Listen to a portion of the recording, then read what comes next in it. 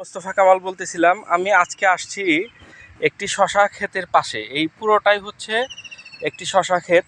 এই যে একটি শশা, এই যে দেখতেই পাচ্ছেন, এটা হচ্ছে পুরোটাই হচ্ছে একটা শশা ক্ষেত। এবং এই ক্ষেতটা হচ্ছে এই মুরব্বী। আসসালামু আলাইকুম মুরব্বী, এই ক্ষেত কতটুকু আপনার? 22 ডিসিমাল না? পুরা ক্ষেতেই শশা লাগাইছেন।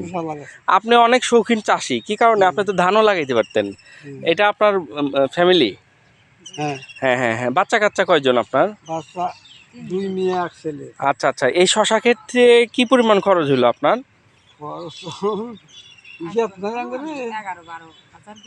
আচ্ছা আচ্ছা আচ্ছা আচ্ছা।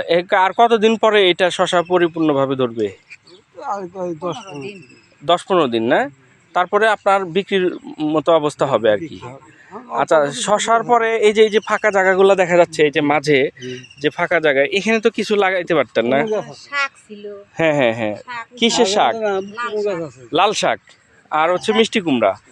এই শশা ক্ষেতের একটা বৈশিষ্ট্য হচ্ছে কি, এই যে চাল কুমড়া, এই মাঝে মাঝেতে এই যে চাল কুমড়া আছে, মিষ্টি লাল শাক আছে, বিভিন্ন কিছু এই শশা ক্ষেতের মাঝে লাগানো যায়। এটা একটা ভালো বৈশিষ্ট্য।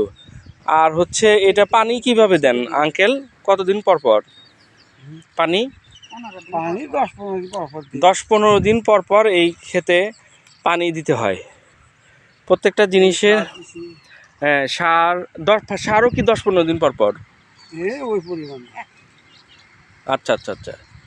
তা আপনারা দেখতেই পাচ্ছেন, এটা একটা পুরা শশা ক্ষেত। এবং এই যে ছোট ছোট 10-15 দিনের মধ্যেই ওনার শশা চলে আসবে। এই যে এটা হচ্ছে সুন্দর একটি শশা ক্ষেত, এবং ক্ষেতের পরিমাণ হচ্ছে 22%। এই পুরা শশা ক্ষেতে উনি 11-12 হাজার টাকার বীজ বপন করেছেন। এবং এর মাঝে মাঝে মিষ্টি কুমড়া, চাল কুমড়া এবং হচ্ছে লাল শাক, এইটা হচ্ছে উনি মাঝে মাঝে আছে এই শশার মাঝে মাঝে, দেখতেই পাচ্ছেন আপনারা। এটা হচ্ছে একটা পরিপূর্ণ একটি শশা ক্ষেত। শশা কিন্তু এই রমজানে ইফতারিতে প্রচুর চলে, এবং দেখতেই পাচ্ছেন পুরা ক্ষেতে ফুল আসছে, শশার ফুল আসছে, হলুদ কালার ছোট ছোট ফুল আসছে। 10-15 দিনের মধ্যেই এই কৃষক পুরা শশা হাতে পাবে, এবং হাতে পাবেন, এবং বাজারে বিক্রির উপক্রম হবে। দেখতে পাচ্ছেন খুব সুন্দর একটি ফসল উৎপাদনে খুব কষ্ট কি কারণে এটা চাষাবাদ করে এখান থেকে ফল উৎপাদন করা। এইটা হচ্ছে যে কৃষক নিজে উনি পরিশ্রম করে করে এখান থেকে এটা ওনার ন্যায্য মূল্য পাবে।